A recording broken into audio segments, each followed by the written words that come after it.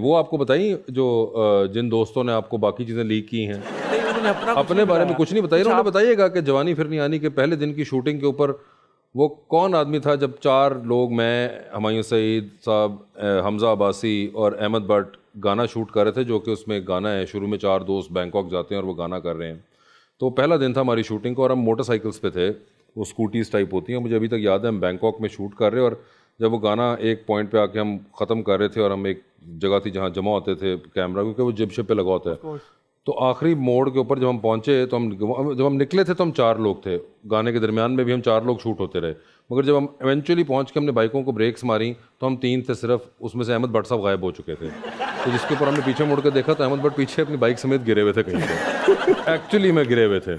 और उसके बाद उनको रात को बुखार भी चढ़ गया। तो उनको ये एक बार हो चुका हुआ उनके साथ। फिर उनसे कभी ये भी पूछिएगा कि एक शॉट उस फिल्म के अंदर वो भी है, वो शॉट भी लगाया हुआ है हमने कि हम बनाना बोट जो होती है उसके ऊपर हम चारों को बिठा दिया। मुझे स्विमिंग नहीं आती, इनको आती है सारों को। तो बनाना बोट एक टाइम पे आके उन्होंने ज़रा थोड़ी उसको तेज़ी से चलाया, तो जब वो चलाया और मोड़ी तो वो बनाना बोट उलट गई। वो उलटना ही था उसने, बनाना बोट थी, उस पर 4 बंदे बैठे हुए भाई, तो वो उलट गई। कितने डीप था वो जो उसको छोड़े लाइफ जैकेट्स पहनी हुई थी हमने, और मैंने ऊपर से एक और हरकत हुई, स्विमिंग नहीं आती तो मैंने रस्सी नहीं छोड़ी बनाना बोट की, उसकी वजह से हाथ वाथ मेरा छिल गया। वो क्योंकि असूल होता है कि आप अगर कभी, आपको इसलिए लाइफ जैकेट वो पहनाते हैं कि अगर आप कभी गिरें तो आप छोड़ दें, रस्सी को ना पकड़ें, बिकॉज वो फ्रिक्शन बहुत होती है आपको। तो खैर मैंने तो नहीं छोड़ी, अब जान के लाले थे, चाहे लाइफ जैकेट पहनी हो भाई, एतबार नहीं है किसी चीज़। और ये नहीं आपने सोचा कि अहमद का सोचूं या किसी और को नहीं, अहमद का सोचूं का, अपनी सोचनी थी भाई। उनको तो आती स्विमिंग, मैंने नहीं आती थी। तो खैर वो करके जब हम पानी से, जाहिर बात है लाइफ जैकेट थी, वो बाहर आ गए पानी से, तो मैं तो सबसे पहले चढ़ा, मैं वापस बोट के ऊपर, क्योंकि बनाना बोट तो कहीं नहीं जाती, वो तो वहीं खड़ी होती है, आप नीचे चले जाते हैं। तो वापस चढ़ा मैं। उसके बाद हमजा अब्बासी भी चढ़ गए, हुमायूं सईद साहब भी चढ़ गए। अब आई बारी अहमद भट्ट साहब की बनाना बोट पर चढ़ने की। बनाना बोट ने किया, मैं पानी वापस के थल्ले आ अंदर जाती है, हूं। बोट पानी के अंदर है, और पानी के अंदर बहुत मुश्किल होता है बाहर निकलना, जब आप यू आर इन द सी, तो वो पानी का अपना एक वेट होता है जो आपको नहीं ऊपर जाने जा, और आपने लाइफ जैकेट पहनी हुई हो। बस फिर भट्ट साहब ने 4 बार कोशिश की और वो नहीं चढ़ पाए। फिर बनाना बोट ने माफी मांग फिर ली। नहीं, स्कूटर आया, वो वाटर स्कूटर जो मैं पुल कर रहा था, ओके, वो बंदा आया। तो अब भट्ट साहब ने उसके स्कूटर पे चढ़ने की कोशिश की और भट्ट साहब उसके स्कूटर पे भी ना चढ़ पाए। इवेंचुअली वो स्कूटर वाला जो था, उसके पक्के के साथ अहमद भट्ट साहब आधे पानी में और आधा जिस्म उनका जो था वो बोट के ऊपर था। और इस तरह वो बोट और वो वाटर स्कूटर जो था वो वापस किनारे की तरफ गया, और भट्ट साहब ने तमाम सफ़र जो था वो नीम पानी में और नीम हवा में गुजारा अपना जिस्म लेकर। क्या बात। कभी मौका मिला तो वो तो बिल्कुल आप उनसे ये ज़रूर पूछिएगा। नहीं, मैं, और मुझे कभी मौका मिला तो मैं वो बोट से अफसोस जरूर करूँ। हाँ, वो एक अलग है बिल्कुल। भट्ट साहब से नहीं, उस बेचारी बोट से अफसोस करना बनता है। तो बैंकॉक में जब शूट किया तो आई थिंक अब जवाब मुझे मिल ही गया है। तो सबसे ज्यादा काबू में किस एक्टर को रखना पड़ता था, मतलब जिसको घूमने फिरने का शौक हो? यार किसी को भी नहीं, क्योंकि बताऊँ एक और चीज़, ये बड़ी एक कन्फ्यूजन होती है जब फिल्म शूट हो रही होती है ना, तो उसके इतना आपका हेक्टिक होता है ना। You wake up at 5 in the morning और आप 5 बजे उठते हैं, 6 बजे मेकअप कॉल करके आप बैठे होते हैं, 7 बजे सब कुछ तैयार करा के, तो आप उसके बाद टिल सनसेट या रात तक काम कर रहे होते हैं। You only want to go back and sleep. उसके अंदर कई लड़के होते हैं जो बहुत जिम वगैरह के पाबंद होते हैं, उनका बड़ा टेस्ट होता है। जिस तरह मुझे याद है जब हम करते तो फहद मुस्तफ़ा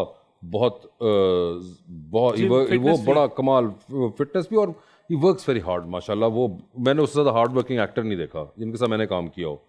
वो बंदा चाहे आप सुबह वो उस वक्त भी टाइम पे होगा, वो पूरा दिन आपको 100% देगा अपनी, और उसके बाद रात को आके वो जिम में भी घुस जाता था। तब तक हम सिर्फ जाके लेट जाते थे, तो वो ये करते। तो इसके अंदर ना आपको टाइम नहीं मिलता, चाहे आप कहीं भी शूट कर रहे हो। मुझे तो कम से कम नहीं मिलता, जो कर लेते हैं उनकी हिम्मत है। आप लेट जाते थे, फहद भाई जिम चले जाते थे, भट्ट साहब क्या करते थे? भट्ट साहब, हुमायूं सईद, चाहे कोई भी हो, सब लेट जाते थे क्योंकि हालत ही कोई नहीं होती थी ना। सुबह 5 बजे उठे हुए हैं आप, सारा दिन अगर कर रहे हो और भाग रहे हैं इधर उधर, आफ्टर 12 आवर शूट आप फिर सो ही सकते हैं सिर्फ, वो भी अकेले। बिल्कुल बाकायदा।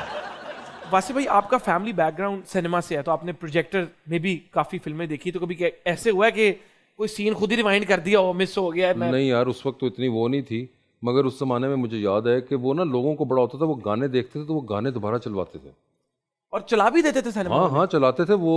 अब तो वो कल्चर ही नहीं रहा सारा। I remember I used to be a kid, और कई बार ना वो लोग अच्छी हरकत थी बहुत, मगर लोग ना अपनी कमीज़ें उतार के प्रोजेक्टर के सामने रख देते थे।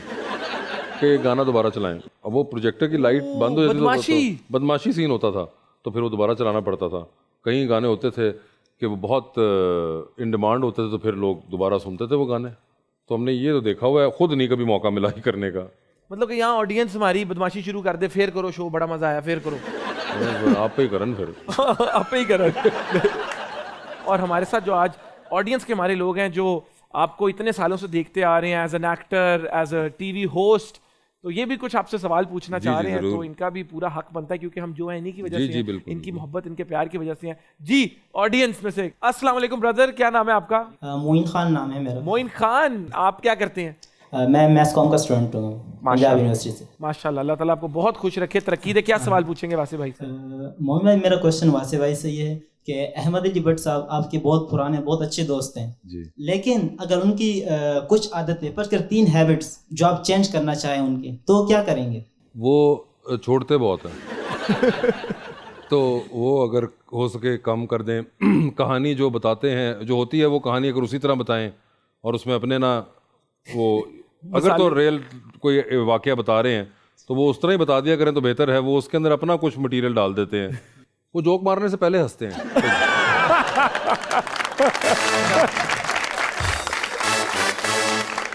पहले से ग्राउंड बना लेते हो ये तो वो पहले असल में ना वो ऑडियंस का काम भी खुद कर देते हैं। तो अगर वो ऑडियंस को उनका काम करने दे तो वह भी मजायका नहीं है, ये भी अगर हो जाए। लेकिन भट्ट साहब के पर्सपेक्टिव से देखें कि वो किसी पे रिलाई नहीं करते, वो भी खुद मैं अपने जोक की हंसी के लिए किसी पे रिलाई नहीं करूंगा। असल में खुद ही बिल्डअप देते हैं और आपको पहले इशारा देते हैं कि ये जोक है। तो ये एक है चीज, ये 3 चीजें। क्या बात है, वेरी नाइस जी। नेक्स्ट और कौन पूछना चाहेगा? जी अस्सलाम वालेकुम। वालेकुम सलाम। क्या नाम है आपका? किरण। किरण, क्या करती हैं आप? मैं फार्म डे की स्टूडेंट हूँ। Pharm day.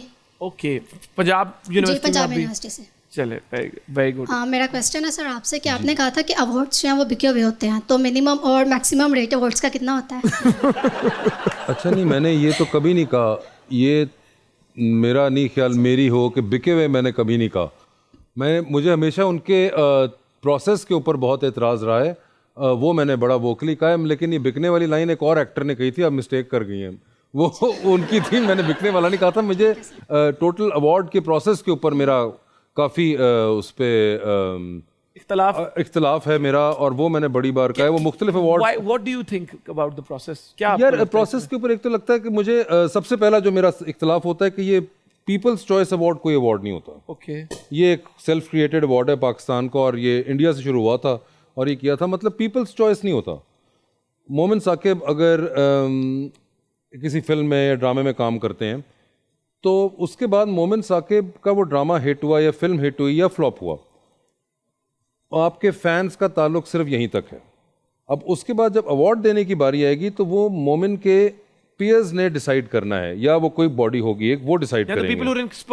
एक्सपर्ट या वो जो भी एक बॉडी होगी, जिस तरह ऑस्कर्स के अंदर होता है। ऑस्कर में आपने कभी सुना है कि ये बेस्ट एक्टर हैं और ये बेस्ट एक्टर पॉपुलर ओपिनियन या पॉपुलर वोट है? मतलब अगर ये होता तो लियोनार्डो डिकैप्रियो तो कब जीत चुका होता, टॉम क्रूज हर साल जीत रहा होता। ऐसे ही।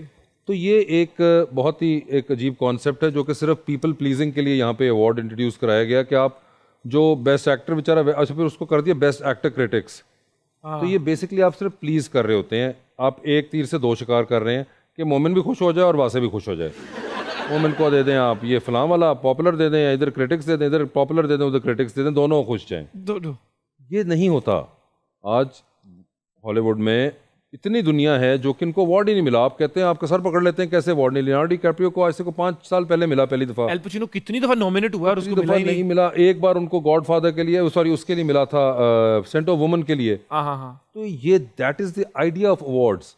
ये नहीं है कि आप पहले फिर फैंस के पास चले जाए कि आप वोट डालें, मतलब को प्रेसिडेंट तो नहीं चुन रहे तुसी। तो इट्स अवार्ड। तो ये मेरा इख्तलाफ हमेशा रहा है। और फिर उसके सिलेक्शन प्रोसेस के ऊपर वो डिफरेंट अवार्ड्स के अंदर डिफरेंट मसला होता है वो है, मगर बिकने वाला मैंने नहीं कहा। मैंने ये इसके बारे में बात काफ़ी की। तो जी